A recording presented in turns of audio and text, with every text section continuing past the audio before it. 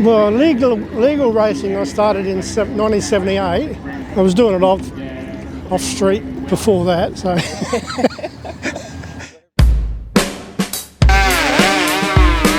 Oh, we used to do it down Sydenham Road and then down the Causeway at Port Adelaide.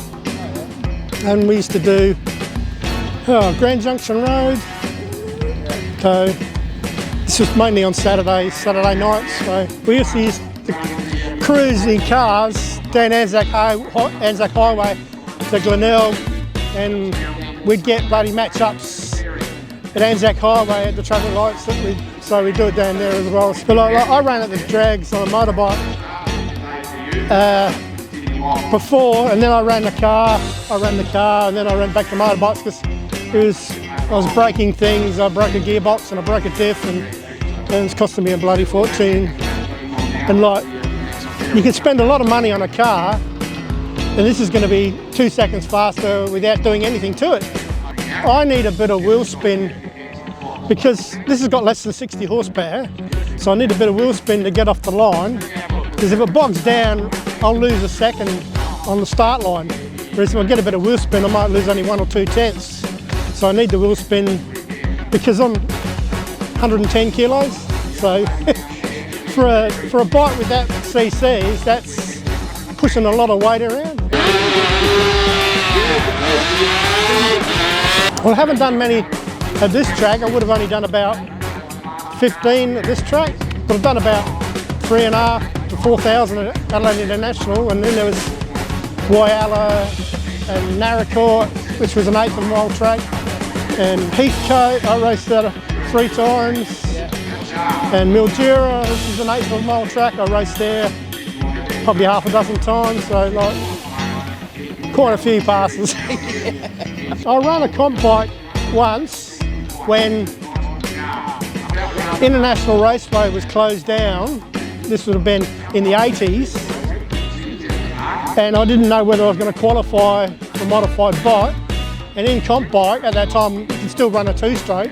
I ran a 500 RZ Yamaha, and it doesn't matter what time you do, you're still going to get a run. Whereas at the time in modified bike, if you didn't run 11.99, you wouldn't get in. So I run there, even though I only ran about 12.3.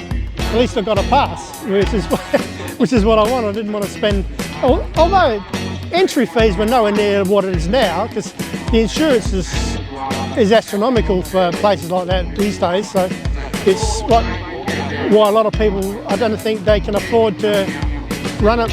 Even the street meeting, you're looking at probably close to $200 to run a street car these days. The frame is a LC, liquid cooled Yamaha of about 1980. The front wheel is about mid-70s early RD, which is why it's got bigger discs and different forks. They're actually thicker dynamo forks on the early model Yamahas and the LCs. It's got a KR1 Kawasaki rear wheel, which is a 4-inch 18, which trouble with the 4-inch 18 is the availability in 18-inch tyres is very scarce these days, so you just got to get whatever you can. But the engine's, basically it's a 1980 bottom end with a 1972 set of barrels on it, so it's all made up out of, and the tank's even older. That'll be 71 model. It's a CT1 Yamaha. It's a 180 twin-cylinder 2-stroke, which is pretty much the same shape as the LC, except a lot smaller. I've run air-cooled bikes, RDs, RD400s, whatever I decided to, because I got a lot of bikes, and I might decide that, oh well, I ran this last time, I'll run my other bike at this meeting or the next meeting, so I'll run a couple of air-cooled bikes. Probably the late 80s into the 90s, I ran 500s and 750 Kawasaki 3-cylinder 2-strokes. So, but the spare parts are so expensive for those that when I blew up the 750, it wasn't worth repairing it. because it actually cost me less for the whole bike, because I bought it from Victor Harbour, less for the whole bike than a set of pistons. So like the old bikes you get a certain tax on the stuff because of the age of the parts. So it's like an extra GST on the parts. So parts for two-strokes are expensive. Like when I was running the Kawasaki, 3 pistons for that would cost more than a set for a 350 Chev when you get 8 pistons, 8 rings, and that's just 3 pistons. Well, I've got arthritis in my hands and in my knees, so in the morning I have trouble moving, and I have to crack the joints and stuff and rub my knees to get them to, just every time I sit up they crunch.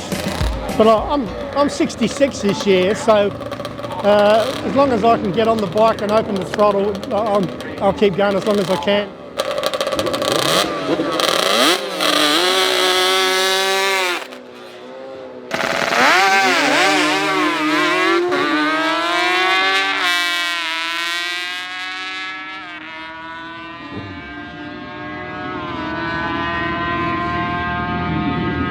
The green now, and